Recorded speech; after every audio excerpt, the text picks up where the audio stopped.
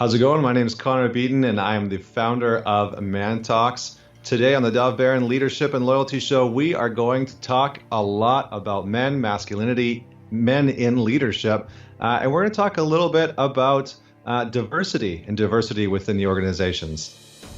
Congratulations! You are tuned into Dove Baron's Leadership and Loyalty Show, the #1 podcast for Fortune 500 executives and those who are dedicated to creating a quantum leap in leadership. Your host, Dove Baron, is the founder of FullMontyLeadership.com. He's an executive mentor to leaders like you, a contributing writer for Entrepreneur Magazine, CEO World, and he's been featured on CNN, Fox, CBS, and many other notable sites. Dove Baron is an international business speaker who was named by Inc. magazine as one of the top 100 leadership speakers to hire. Now, over to Dove Baron. Welcome, dear friends, fans, and fellow aficionados of leadership excellence. My name is Dove Baron, and I'm here to connect you to your deep greatness. Thank you for joining us on this episode of Dove Baron's Leadership and Loyalty Tips for Executives, part of the Full Monty interview series, where today we're going to take an insider look at men and our masculinity, and we have to ask, have men lost their balls and their heart, or both, when it comes to leadership? If you're a new listener, new viewer to the show, strap yourself in. We're about to go full Monty. If you're a regular listener, big thank you to you for making us the #1 podcast globally for Fortune 500 listeners, and we're honored and grateful to be cited by Inc.com as the #1 podcast to make you a better leader. So thank you for sharing the show with everybody you know. Remember, we always need your help in staying relevant, so please get yourself over to iTunes, rate, review, and subscribe to the show. All right, let's strip it down and dive right in. As a leader, whether you're a CEO, a C-suite leader, or an entrepreneur, or a leader in any capacity, we are actually all called to look at the roles of men in leadership.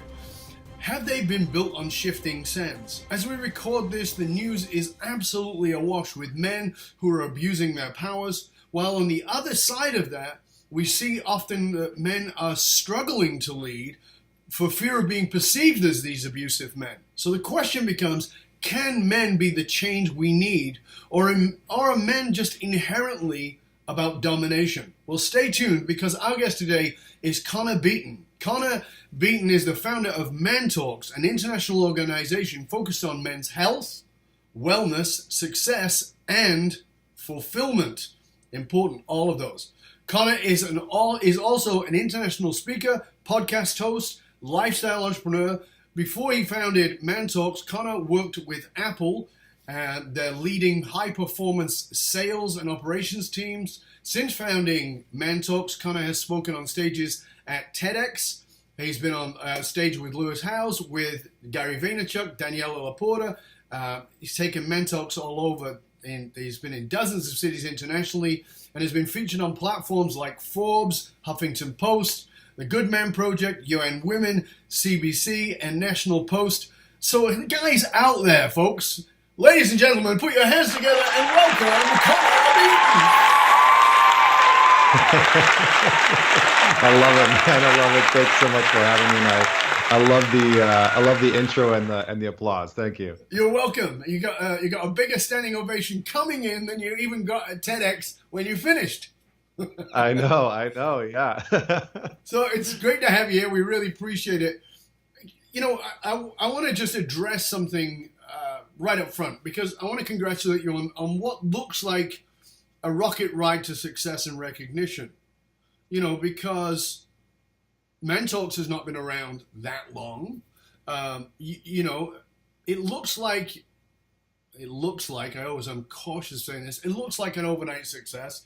You know, there's no such thing as an overnight, but it looks like it was very fast, that it's been turbocharged. What do you attribute that to?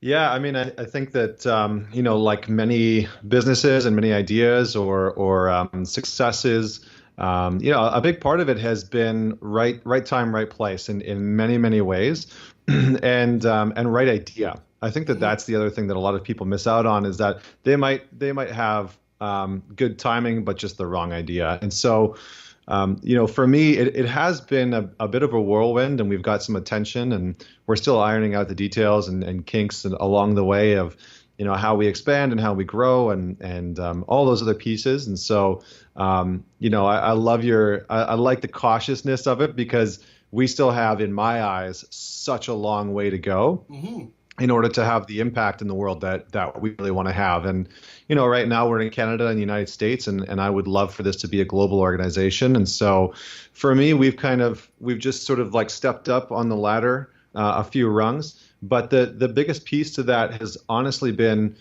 sharing the message of what we stand for in a very open way, in a very transparent way, in a real way.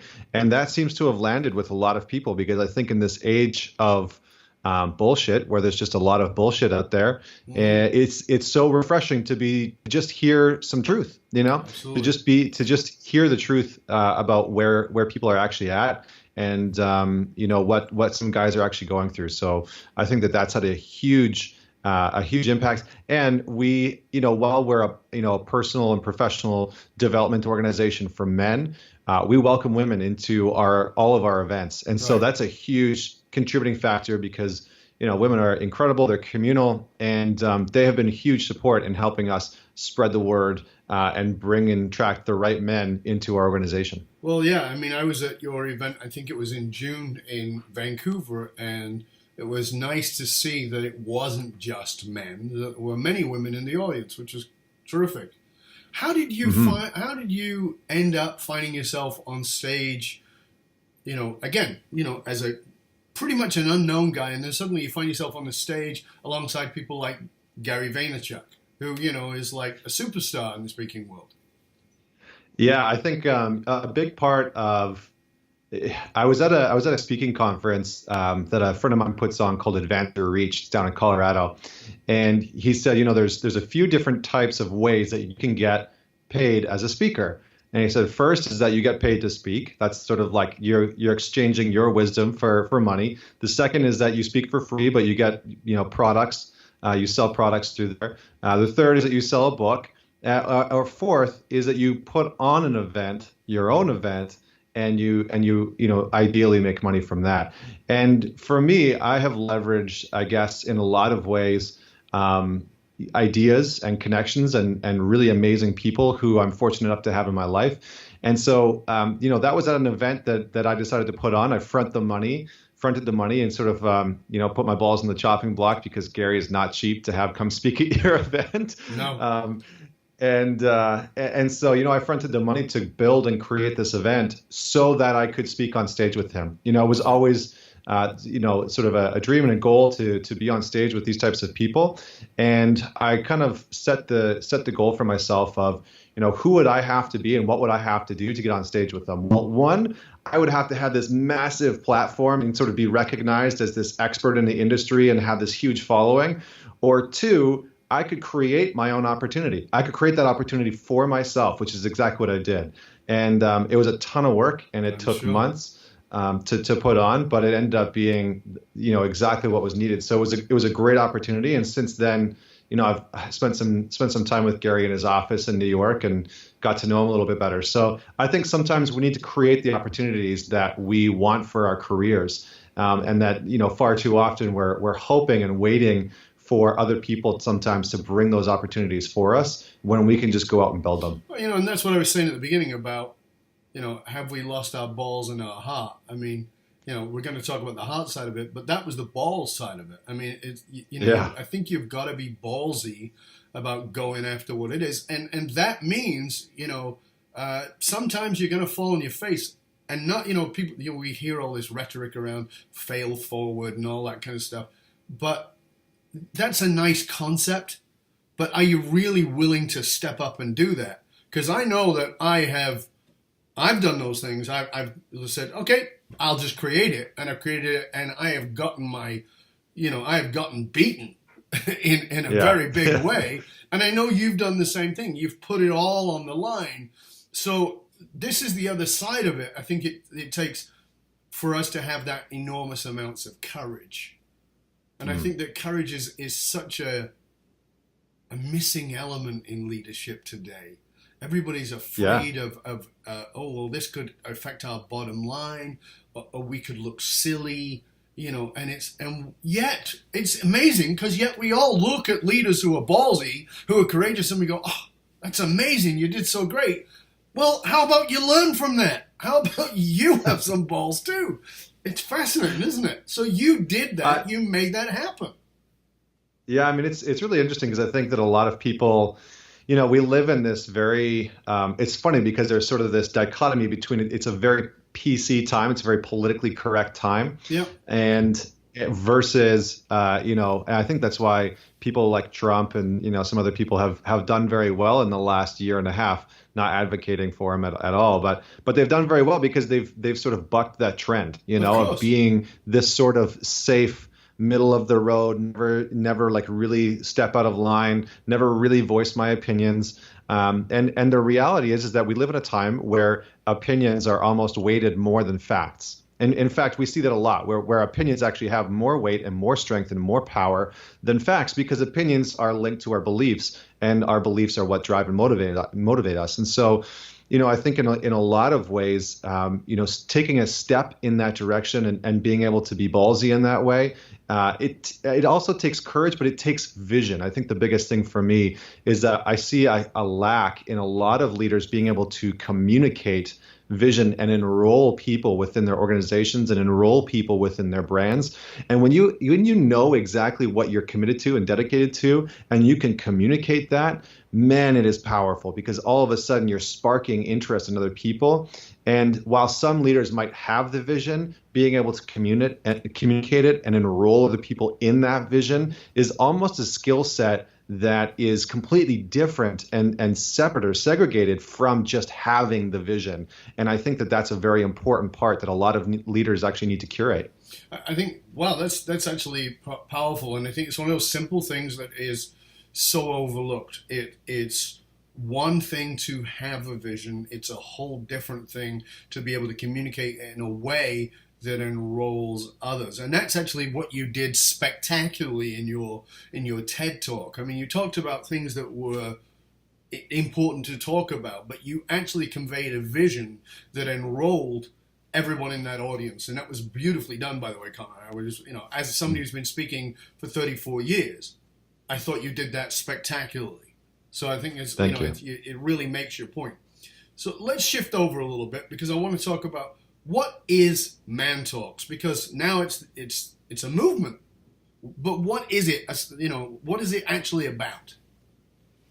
Yeah, I mean, so we have a pretty specific mandate that we have built over the last few years. And so ManTalks exists to help develop self-aware, high-performing, and impactful men in the world. And that's our vision, that's our mandate, that's what we stand for. And the reason for that is because I think that a lot of guys are struggling to be self-aware. They want to be high-performing, but they're not even too sure what that is defined by because it might not be the monetary success that they've gone for in the past. And so really we're an organization and a community that are dedicated to executing on that vision. So we have events that are all over North America. And we've got a podcast and a pretty significant blog now where we have other people write for us. And we further than that, the really sort of in-depth and impactful pieces of it is that we have mastermind groups specifically for men. And we've got a couple chapters in Vancouver, Calgary, and in Toronto soon. And so that's sort of like where the rubber hits the road, because what we've noticed is that a lot of guys will come out to these events and they'll connect and they'll start to scratch below the surface. They'll start to like dip their toe into things like vulnerability and courage and being able to speak their truth and opening the kimono, which I know is a very popular thing within the leadership world. And they'll sort of dip their toe into that, and then they'll be inspired to take a deeper dive. Mm-hmm. And that's where we have the mastermind groups, which are really a combination of personal and professional development. So we've tried to bridge the gap in a world where for a lot of men, there's either men's groups, which is like talk therapy, like group talk therapy in a lot of ways, and business masterminds, which oftentimes don't touch on the more personal side of things, the realities that a lot of people are facing in their lives. So we've created the the hybrid, I guess, in a lot of ways, Right. for men's development. Yeah, it's pretty cool, and as you said, it's become quite the movement and very popular. I actually know people who are in the groups, and actually a couple of people who I have worked with one-on-one who are now in your mastermind. Nice, I wonderful. actually had lunch with one of them this week. So nice. who's really enjoying it and thinks it's really doing great things. So it's pretty cool stuff, right? It's and I think it's important. We are in a strange time. I sort of hinted at it at the beginning. We've got the Harvey Weinstein situation, and that man who is personified in many ways as the man of power who does whatever the hell he likes. And on the other side of it, Kevin Spacey. So Weinstein, powerful, dominant men taking advantage of women, powerful, dominant men, in this case of Kevin Spacey, taking advantage of men. And neither of those guys are, by any stroke of the imagination, isolated. I mean, there's so many of those. But I found something interesting, and I was thinking about it this weekend, knowing that you and I were going to be talking. I was thinking about, when Anthony Rapp stepped forward and said that Kevin Spacey had been really a predator with him when he was a 14-year-old boy. I get that it was an incredibly long time for this man to step forward. So there's a question in that, which is, I think it's horrendous the amount of women who are abused. But I think there is more support for a woman stepping forward than there is for a man. Do you see it that way, or do you think it's different? And believe me, I'm not minimizing what happens to women in any way, shape, or form. Yeah, I mean, it's really interesting. I think it's a both end situation. There's there can be support for men who step forward, depending on what that looks like. You've got guys like Lewis Howes that are out there, who runs the School of Greatness, and he's openly talked about being sexually abused, when he was quite a bit younger. And so there are some men that can step forward and that do get that support. We've seen, some pro athletes that have stepped forward, like Theo Fleury, who's a Canadian hockey player. And so it can happen. I think there is much more of almost like a prejudice, or like, I don't know what the word, I can't find the word for it. I'm sure that the listeners know the word in their head right now, but there's something around it that is almost more taboo for men to do in order to step forward. So it's almost like beforehand, like women are very communal, they're very supportive, and they are exceptional at supporting people who have, and nurturing people and caretaking people who have gone through these traumatic experiences. And for men, we, predominantly over the last millennia, especially over the last 3 or 4 decades, 5 decades since World War II, we have dealt with trauma in a very negative way. We deal with it by trying to drink, snort, smoke, fuck away the pain. Yep. And that just doesn't work. It just statistically does not work. And yet that seems to be our go-to method. And that seems to be the thing that we all try when shit's not working. And so, when our business is failing, when our relationship is failing, when we've been sexually abused, when we've experienced abuse as a child, there's sort of this unspoken culture around masculinity that tells men that you need to just deal with. You need to just figure it out on your own. And if you can do that, you somehow are more of a man. And if you can't do that, you're a broken man. You are less than, you haven't met the bar of being a manly, masculine guy. And I think that's where a lot of guys struggle, because they feel like even if they did come out, nobody, not nobody, but most people aren't going to support them, especially most men. They're afraid of what most men are going to say. And so they keep quiet. They don't say anything. I remember reading years ago about male rape, right? And the numbers for women who do not report rape is disgusting. I mean, huge. It's horrendous. But it's way bigger than the amount of men who would say that, because there's so much masculine social pressure around being a guy. I mean, no wonder guys are in denial of their own sexuality. But on top of that, there's two sides here. And for me, this is what has really I've been writing a lot about and thinking a lot about in the last couple of weeks particularly, is that for a woman to step forward, we need 50 other women to believe her. So one woman says Bill Cosby molested me or raped me or did whatever, maybe she's lying, but now, 40, 50 women come forward. Okay, well, we believe you. What the hell's wrong with that? And at the other side of it is one guy steps forward, Anthony Rappin says Kevin Spacey, and the whole thing blows up and we all believe him. So there's this interesting thing around believing the men, yet men more reluctant to say it because of their own sexuality or their own fear of their own not being manly enough. I think we're in a really transitional time, and the hyper masculinity that we're seeing, I think, is in many ways a blowback, because you talked about political correctness, but there's also this thing around masculinity. I was born in the late 50s, very coming to the end of the 50s, and I grew up as one of those guys, and I was told I had to be tough, but I wasn't. And everybody thinks that I am. I look like I smash your face in, but that's not who I am. I'm actually very loving and very kind and very compassionate and very spiritual and all those kinds of things. But I'm also incredibly irritated by the new age dinglings who want to own their way through life. You got to function in the world as well, and you can't get by in life by kumbayaring.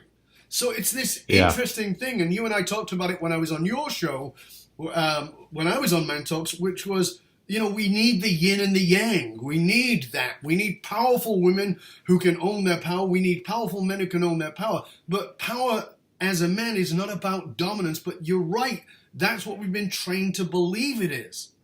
Do you think are you seeing in ManTalks, or maybe you are seeing in ManTalks, but maybe that's the problem, is that you're looking through those lenses, that there is a shift? Or is there a shift outside of ManTalks? Do you see a shift? Yeah, absolutely. Yeah. So I just wanted to go back and just close a loop on the sexual abuse and the harassment thing. And I think the universal connector between men and women in that space is that there's a lot of shame around being able to speak the truth about those situations. Absolutely. And so I think that's the common connector, that irregardless of gender, irregardless of who you were assaulted by or what the situation looked like, is that we can all acknowledge and have compassion for the amount of shame and guilt that those people must have. And that you're right, it shouldn't take 50 women versus one guy to step forward, and not that we should take everything at face value regardless of gender, no. but that we can have compassion, because at the end of the day, only hurt people, and the reality of it is that most people who are abusers have been abused, and that is statistically accurate. I don't know the actual percentages on it, but the reality is that those people who are abusing people have been abused at some point in their life, and we need to start acknowledging that. So I just wanted to say that. And secondly, to your question, there absolutely is, outside of ManTalks is just one of many movements, and we don't just see like one type of guy within our organization. Some of these guys there's very few that are actually within our organization that are sort of like the spiritual, frou-frou. Not that spirituality is frou-frou. I'm spiritual and I meditate every day, but there's not many that are sort of like trying to like own their way to enlightenment or what, I can't remember how you phrased it there. But the majority of them are extremely successful. Yep. They're highly driven. They're highly motivated. They're high performing in so many ways. They're extraordinarily analytical. And actually what they're struggling with is that they feel the shift. They see the shift. They see the shift within their organization. They see the shift within their culture, their community. And now they're looking for a space. And when they're looking out in the world and they're looking for a space where they can say, okay, in these situations, the way that I deal with my finances in my business doesn't really seem to work with how I deal with my wife and my kids at home. And so there's this disconnect between their head and their heart. Absolutely. And what makes them highly successful and motivated and driven at work isn't making them as successful at home. And now they're trying to figure it out, because in the 50s, it was okay for them to just go to work, drink, smoke, make a bunch of money, and do whatever the hell they wanted. But now in modern, right, exactly, playing the quintessential Mad Men character. But now that's not okay, right? So now men are expected to do and be a lot more. And a lot of men are trying to answer that call. A lot of men, even outside of ManTalks, are saying, okay, I actually want to be a better man. I want to be a better father. I want to be a better husband. I want to be a better leader within my community. So how do I do that? Where do I go? Where are these guys who are doing the similar thing that I'm doing? And now they're starting to look, through mainstream media, through platforms like ManTalk, to start to question, how do I find purpose? How do I be a better dad? What does that look like? Where are the dads and the men who are being great fathers, who are being great husbands, so I can go and learn from them too? And so there is this huge shift. And, despite the massive amounts of negativity that we see in the media, and that, we see even yesterday as we record this, the mass shooting that happened in Texas in the church, these are all men. These are all violent men. And despite that, there is a shift. There's a change happening fundamentally, not just because I, do this ManTalks thing and get to connect with these guys, but because I'm connecting with real life, businessmen and people in so many different industries and areas every single day, and see this change. And I see it like, yeah, I'll stop there. I could go on forever. It's but interesting, I'll stop Connor, there. because you and I spoke about this off air a while back, like at the beginning of the summer when we were chatting. And, as I told you, I used to run men's groups back in the beginning of the men's movement in the early 90s with Bly's work and Gillette's work and all these amazing guys who were doing amazing things.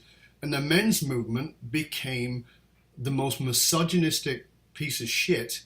And it was amazing. It was wonderful. I loved the returning to your own core, finding your soul, stepping into your power, finding your own wild man, but it was nothing about shaming women or shaming other men for opening up their hearts. And it became something misogynistic and disgusting.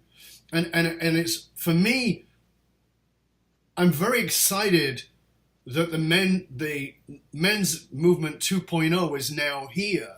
But I'm also cautious, because I think the people who ruined the men's movement were men. The reason the women's movement has worked is exactly as you said, because women are communal. They've come together. Is it anywhere where it needs to be? Absolutely not. Women are still working for 70-odd cents on the dollar versus a man. That's tragic. But men, we have got to come together. But I still hear it. There's still shaming around men. Oh, you're going to a group? Are you bussy? Oh yeah, you go to therapy? You must be really fucked up. As opposed to, wow, that's great. You're getting in touch with yourself.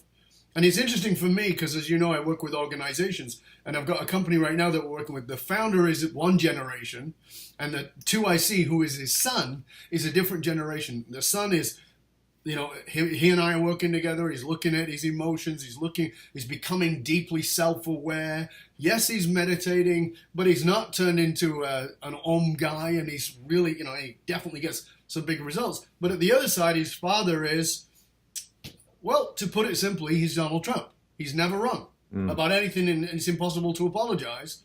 But his argument, which is valid in his head, is what I do works. And the problem is that it still is working to a degree. And I think that's going to be part of the challenge, is because it is going to collapse. I don't doubt for a moment that those leaders are dinosaurs. But waiting for the dinosaur to go extinct might take a little while.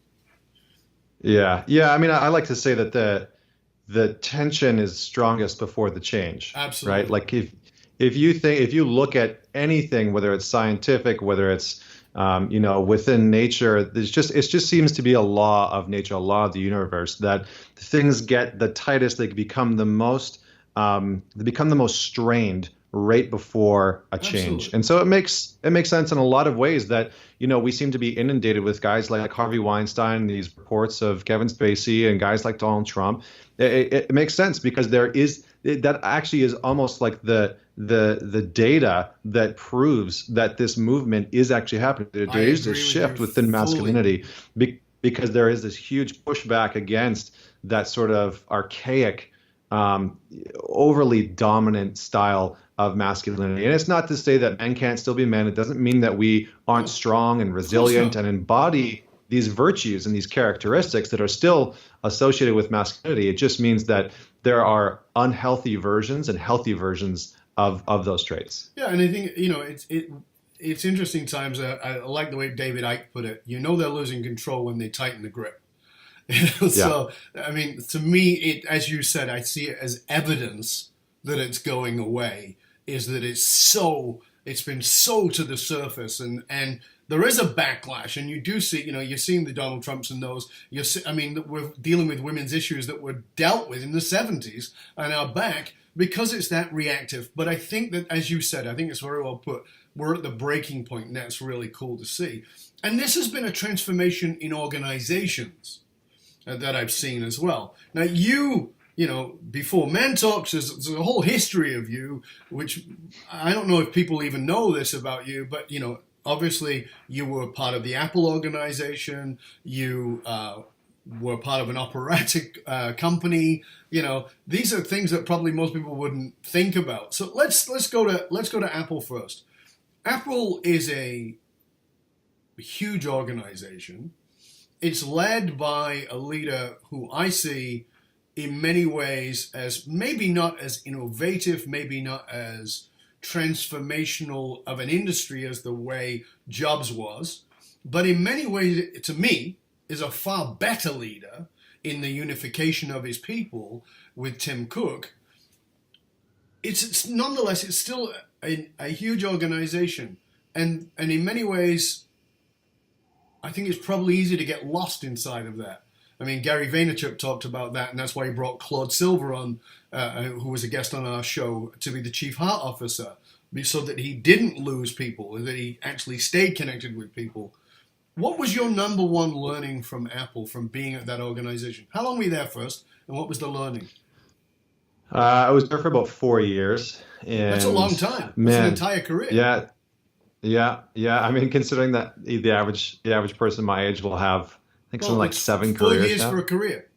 For millennials, right, exactly. A career is 4 years, not 40 like it was when I started work. Yeah, I mean, I had my opera career and was fortunate to do that, and then Apple was about 4 years. And I mean, listen, it was an incredible organization. I don't have a background in business. I have a degree in music, and strategically, I wanted to learn about business from the best in business. So I'd like to say I got my bachelor's in music and I got my MBA from Apple. And, because I got to work with some of the most incredible people, guys and men and women who had their MBA from Harvard, Stanford, Yale, IE in Madrid, which is the #1 MBA program in the world. I was fortunate enough to work with these people and really really get into their mindset. And so I think the biggest learning for me was what diversity actually looks like. Because I think that in so many ways, we don't understand, we don't often sit back and really look at the broad picture of what diversity actually looks like and how that can impact our organization. And, within a company like Apple, here was a guy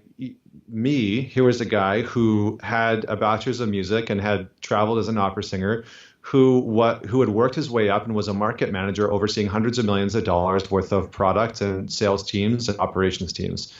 And in most organizations, that would not happen.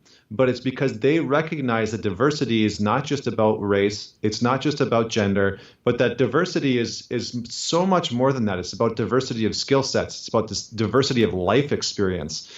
And I think that working within that organization, I really started to see that. I started to see a company who measured results through a very different lens, often. And obviously, they still had bottom lines to hit and financial targets and shareholders to respond to, and that drives a lot of their change. But I think that shows up in the fact that Tim Cook was from what I know, the first openly gay CEO ever. Yeah. To just come out and say, I'm living a gay life and and this is my partner and this is how I live my life. And that's filtered through the organization. People feel that in a big, big way. And so for me, diversity was one of the key lessons and takeaways, because I think that far too often we miss out on the power of what diversity. We have a very like simplistic black and white picture of what diversity actually is. Yeah, we think of diversity as in, we make sure we've got people from more than one country here, who are more than one color, and who are more than one gender. But I think what you said there is powerful, and I actually want to stop for a minute so that people get it. Because true diversity is a diversity of skills and psychology and mindset and all those kinds of things. We used to run a program that was called Authentic Wealth Mastery. And one of the things I used to say to people is, you haven't learned anything that's a waste unless you waste it. And they would say, well, what do you mean by that? And I said, when I started out in my speaking career 34 years ago, I had another career before that for 14 years. And people were like, did you start working when you were 3? No, I started working when I was 13. But the interesting thing about it was that for the first, 6-7 years in my speaking career, I hid what that career was, what the first career was.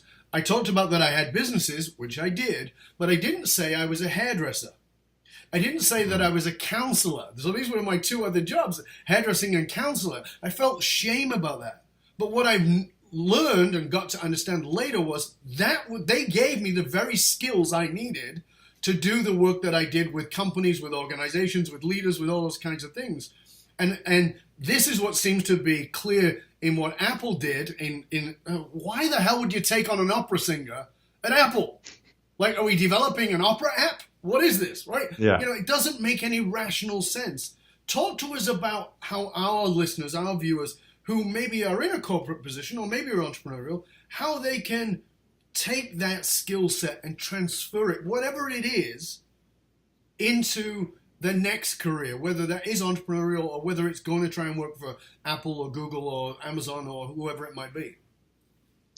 Yeah, I think that a big thing, and again, I think what we're really talking about within diversity, if we broke it down even just a layer deeper, would be that we're talking about experiential diversity. Yes. And what I see from a lot of people is that you're right. They do have a certain amount of shame on their past careers or past experiences, or at something that they have deemed internally, their internal narrative or story is that past experience is not relative to their current circumstance.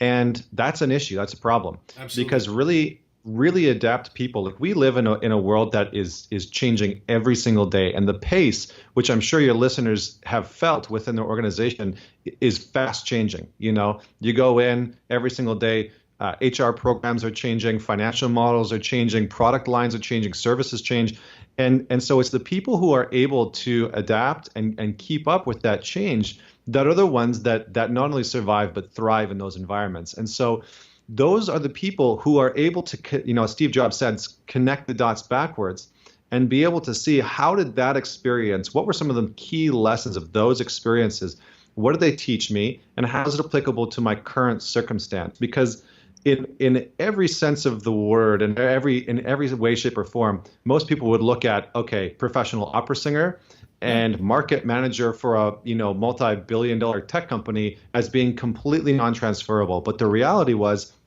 the skills from my operatic career were 100,000% transferable, because I learned basically how to be my own brand. I learned how to be my own boss. I learned incredible work ethic, because if you showed up and you didn't know your notes, if you didn't know, what you were singing or performing, and you didn't have that mastered, you were replaced instantaneously. You were disposable. Mm-hmm. And so, in a corporate environment, I still had that mindset of I am extremely disposable. And if I don't show up every single day and know my shit, I'm going to get replaced.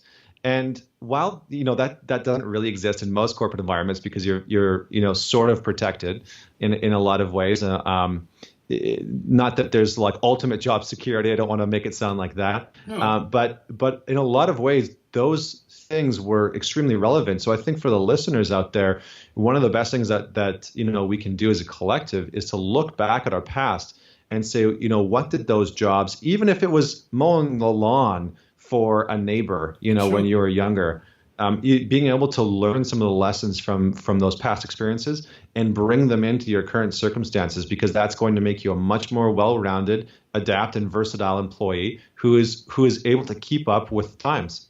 Yeah, I fully agree with you. I think that we've got to actually stop and say, how is this relevant here? Because, like I said, I don't think there's anything you've learned that's a waste unless you waste it. So you have to bring it forward. Like, being a hairdresser, I started hairdressing at 13. Being a hairdresser taught me to listen. That was, what better leadership skill will I ever get than listening? Right? It taught me to listen, because I would cut people's hair and they would just yammer on about shit that I didn't really care about because I was just cutting their hair. And then I was like, oh, and then, but in the last year of my salon's business, my business partner said to me, we were talking about a certain client who came in and he said, she was here 2 weeks ago. I go, yeah. And he goes, so why is she here again? I said, she just wants the front cut a little bit. And he said, you do know she's not coming for a haircut, right? And I'm like, what do you mean? You think she fancies me? And he goes, oh no, she just comes to talk to you. He goes, you're a cheap therapist. And I was like, yeah, I kind of guess so. But it's that, it's that skill set. And like you said, I think we're shamed, or we shame ourselves around certain things. So whatever it was you're doing, I mean, it's not easy to say, I'm going to apply for a job at Apple as an opera singer, as somebody with that experience. That's, again, we're back to balls and heart. So there's the balls of it, of saying, I'm going to step into this. Yeah, and I think I would just share a quick story of I remember connecting one day with the business development manager for Western Canada, and incredible guy, super smart, was educated overseas and just had an incredible track record, MBA, the whole thing. And we were chatting one day, and I had just led a meeting for part of the district, and there was about 250 people. And I had just communicated this product launch and, talked about what we were putting out and yada, yada, yada. And afterwards, people were so riled up and they were so excited. And some of them coming up to me and they're like, oh, I would love to transfer and be on your team. And, they were just sort of like magnetized and pulled towards me. And afterwards, he came up to me and he said, how do you do that? How do you communicate and get people so excited about this thing that we're launching? Because every time that I get up there, it seems to fall flat.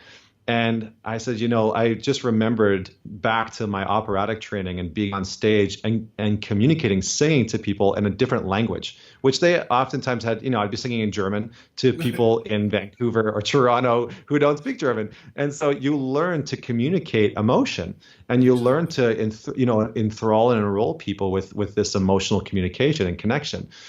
And I said, the thing is that you can communicate stats all day, every day, and you can communicate the goals of what you want your team to accomplish. But if you can't communicate why it's important, they'll always be doing it for you. They'll always be doing it for the goal or the result and not for them. They won't understand emotionally why it's important. But if you can communicate why it's emotionally important for them, then they will be more motivated than anything else that you could possibly imagine, because all of a sudden they understand what's in it for them and they'll go out and execute on it. Yeah, that's very true. And I think that so much of great leadership is the communication of emotion, and it's so polar opposite to this masculine idea that we must be rational and that we must be logical. And the research is there. It's not our opinion. The research is there that actually nobody buys for that reason. For the rational, logical reasons. It's still needed, it's still needed to be able to course correct and know that you're on the right track. That's the data that keeps us within, it's almost like having the barriers up within bowling. It's to make sure that you're on track to get the strike. But you still need that power, that fuel of emotion. Yeah. This is a leadership show. How would you define leadership, Connor? Yeah, it's really interesting. Leadership, by definition, is a process of social influence, which I'm sure that some of your previous guests have talked about. Right. But I think that leadership really comes down to a process of empathy and human connection. And the reason why I believe that is because, if leadership truly is defined as a process in which we can enroll a group or a subset or an individual towards a common goal or result, that's going to require empathy, and it's going to require understanding of other people's mindsets and their backgrounds. And so looping back to what we were talking about before, this is why experiential diversity is so important, because if you don't understand your employees, if you don't understand their background, where they've come from, some of their experiences, if you don't give a shit about that and you're not interested, you will never be able to properly employ empathy. You'll just never be able to do it. And empathy is one of the keys, because in a lot of ways, that's what people are looking for. They want to know that they belong somewhere, not just that they fit in.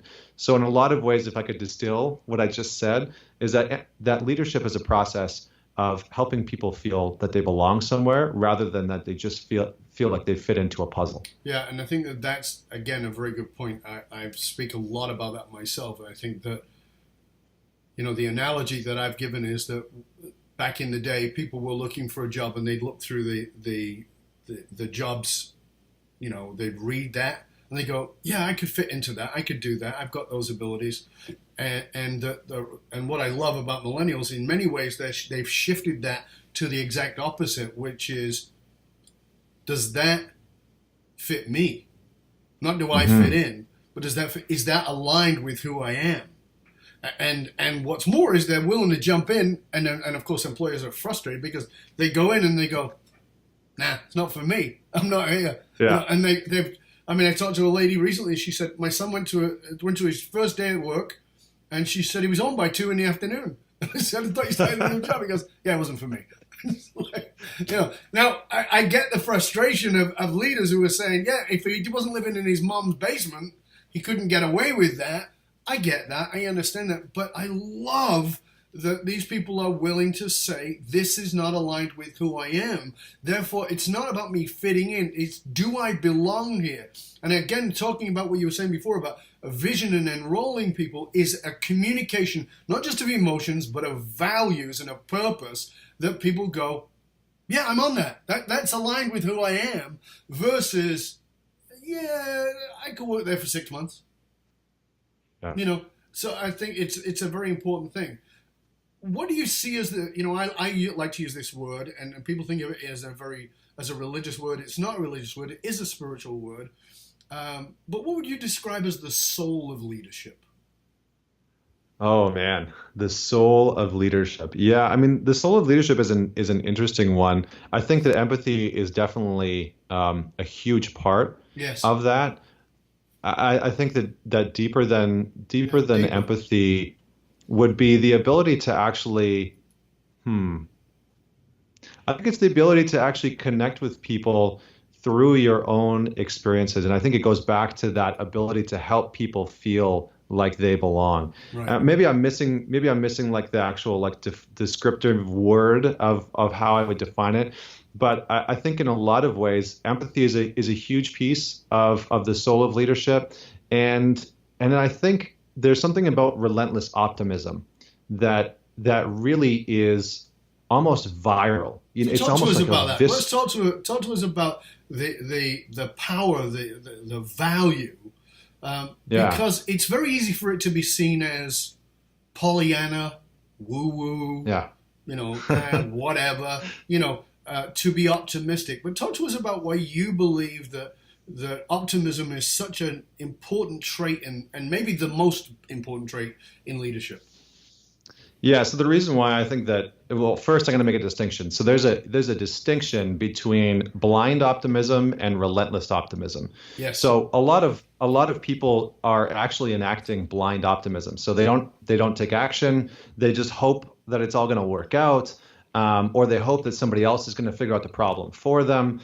And that's all blind optimism. That's useless. That's kind of like, that's the secret. Remember the book, The Secret, that was huge. In a lot of ways, it was like, oh, if you just believe that'll happen, it'll just magically happen. It's like, well, yeah, and action actually needs to happen. Well, there's an important part of the word attraction. It has action in there. That's right. It's not sitting on your couch exactly. and waiting for your car to arrive with a big bow saying, thank you for meditating love from the universe. Right. Not quite how it works. I'd have a few Teslas by now if that's the way that it worked, just At bare manifesting minimum. that. But no, optimism is a crucial part because in a lot of ways, and relentless optimism is especially and specifically important because so often as a leader, people are looking to you for guidance and direction. And if you are relentlessly optimistic about what needs to be done and what needs to be implemented and the direction in which you're going, and you have the ability to enroll people within the vision that you're creating within your team or organization or your company, then that optimism is almost going to be like fuel for the rocket. If your business is a rocket, the optimism is really going to be the fuel because that relentless optimism is, in a lot of ways, it's viral and people feed off of it. So you can either have relentless optimism or what a lot of your listeners have probably experienced before in a company or organization is relentless pessimism.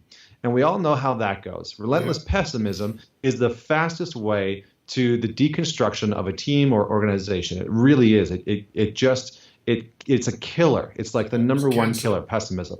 Yeah. And so it just makes complete sense that relentless optimism is on the other side of that, the driving force, and that allows people to actually execute on what they wanted to do. And it's I hate to say it's a motivator, but in a lot of ways it's the component that a lot of people are looking for to drive them forwards on the days where life has beat them down. Because the reality is that all the people that work for you, all the people that you're leading, whether they're within your team or they're your colleagues or the people that you're even working for in a lot of ways, they're going to get beaten down by life, and they're going to come into work on days where they haven't left their shit at the door, where they're carrying it with them, and they're going to need your relentless optimism to sometimes carry them through. And the reality is that's the job of a leader in a lot of ways. And if you're not willing to do that, then you're in the wrong role.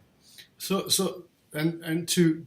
to bridge that, because I think it's a very important piece, is I think because we had talked about it before, that I had a fall. I fell 120 feet, got smashed to pieces, and I truly believe, of all the years of doing what I do, that we all have falls. Mine was just literal.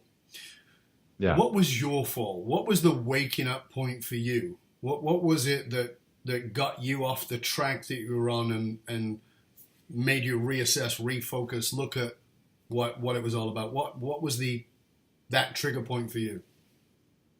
Yeah, so, I was in my career as a classical singer. I was an opera singer, and I had sang in China and the Czech Republic and all over Europe, Germany, Italy, France. I sang in New York, Toronto, the Vancouver Symphony.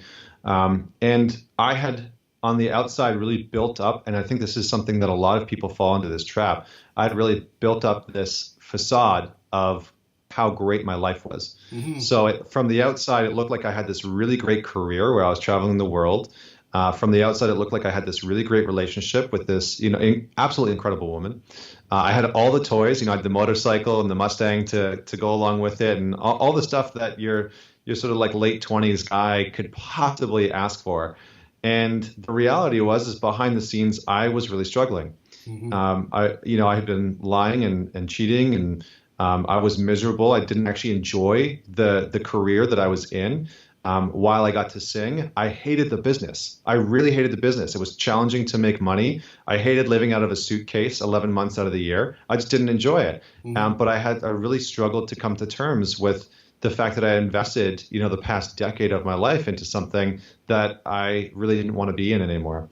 And that all came to a head where, basically, I got caught in my relationship. I got, called out, and it was this fall from grace in a lot of ways, where the part of me that I tried so hard to hide behind this mask, behind this facade of, this really great man who has it all together in every part of his life, all of a sudden started to crumble. And I couldn't admit it. I was too proud, and my ego was too big. And so instead of getting support and help, I literally moved all my stuff into storage and lived out of the back of my car for almost 3 weeks. Wow. And that wasn't because I was broke, but more so because I felt broken. I didn't feel like I even deserved to put myself up in a hotel. I thought that I deserved because I was this, horrible person to live out of the back of my car.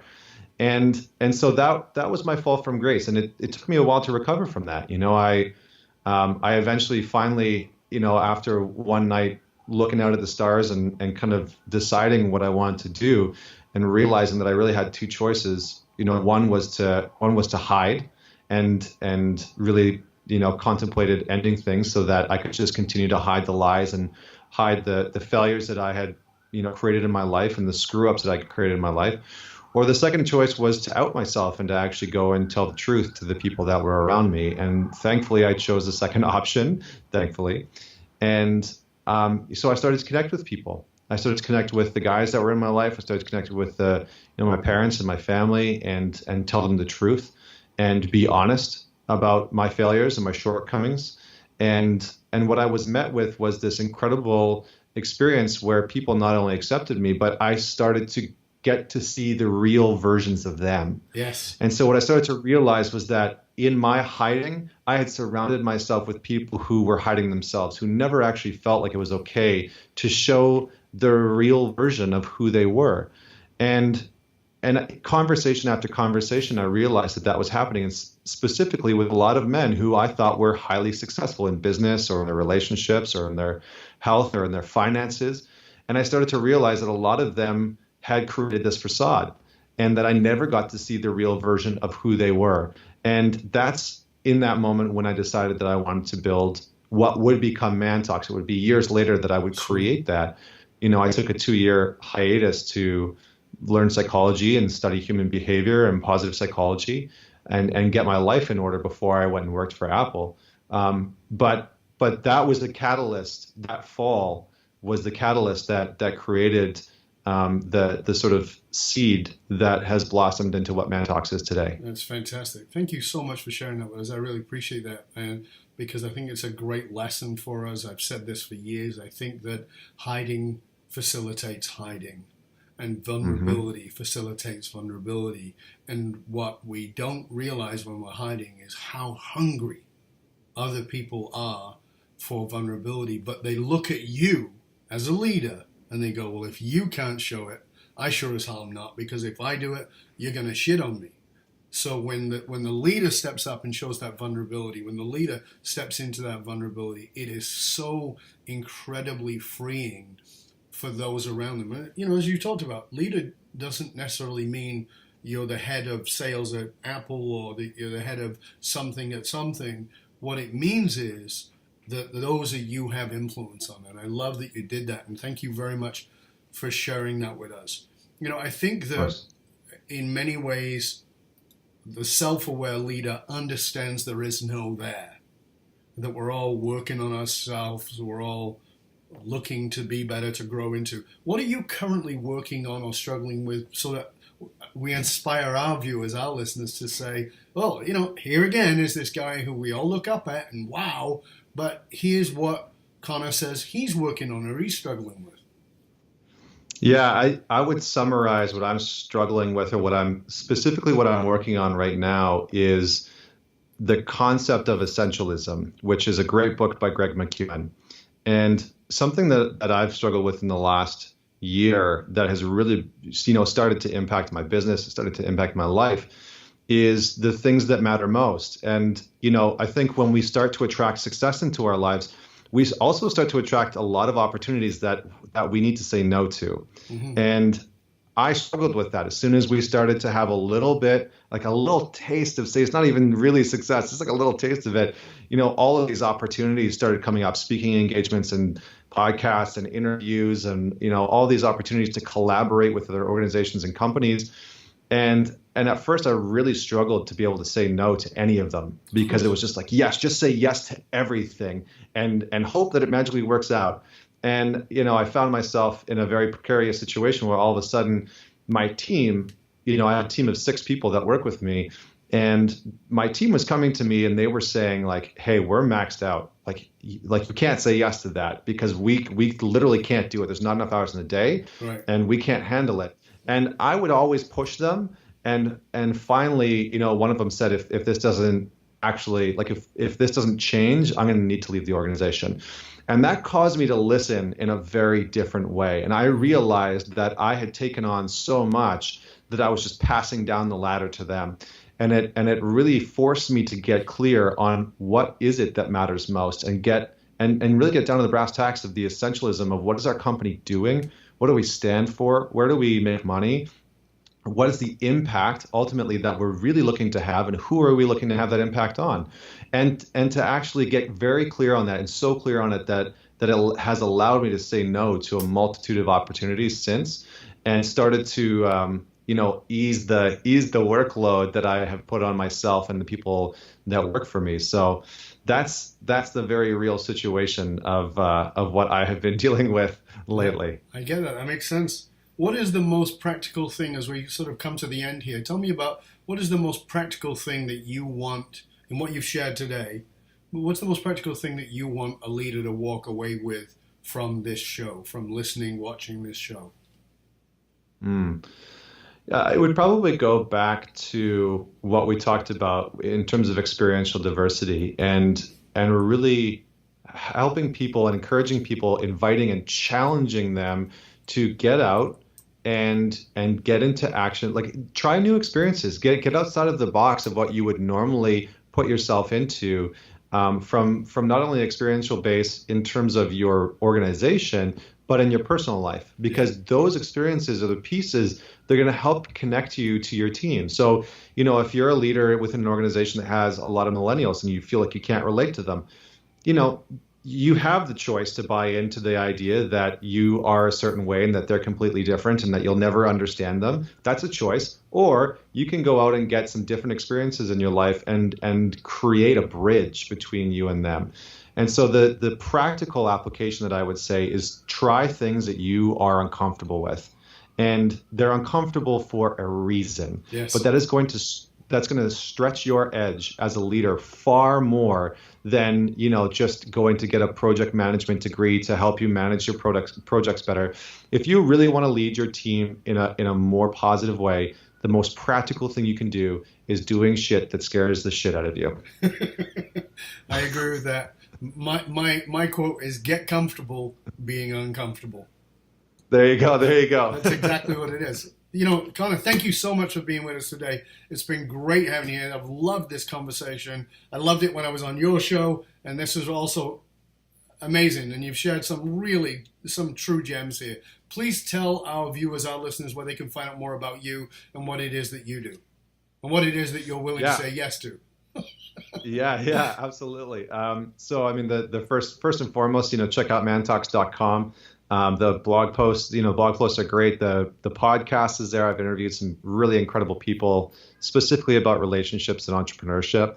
Definitely check that out. We've got a purpose course that's launching to help people get in line with their purpose. And then you can check me out, ConnorBeaton.com. I'm starting to do a lot more public speaking and releasing a book in about a year.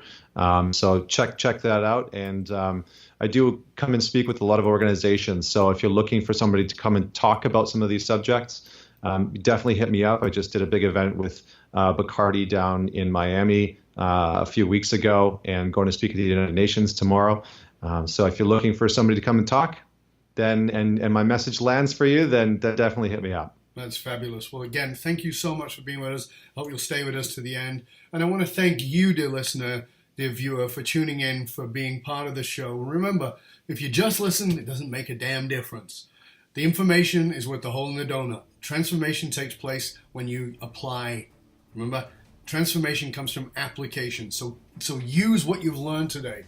And remember that the research consistently shows that one of the biggest challenges facing the most successful companies is often counterintuitive, in that the fastest growing companies hit the point where they realize they're spending a fortune attracting, training, and developing talent, only to have them leaving them at just an alarming rate. And if you're sick of investing in training and developing your talent and have them leaving you before you get that ROI, reach out to us at fullmontyleadership.com, where we provide the essential leadership skills to rekindle and amplify the hidden loyalty assets inside of your organization by bringing you to your purpose, the core purpose of the individual, of the leader, of the leadership team, and of the organization. FullMontyLeadership.com, providing you with the concrete soft skills to get you and your organization to the top and keep you there, because you can't outsource authenticity. Also, remember to get yourself over to matrix.fullmontyleadership.com and get your authentic leadership matrix self-assessment tool. It's valued at $197 for being a regular listener to us. We give it to you absolutely free. Matrix, like the movie, .fullmontyleadership.com. Till next time, this is Dov Baron saying, stay curious, my friends. Stay curious about where you're coloring inside the lines and what happens outside of there. Get curious about what will happen when you embrace discomfort. This is Dov Baron, and I'm here to connect you with your deep greatness. Until next time, I'm out.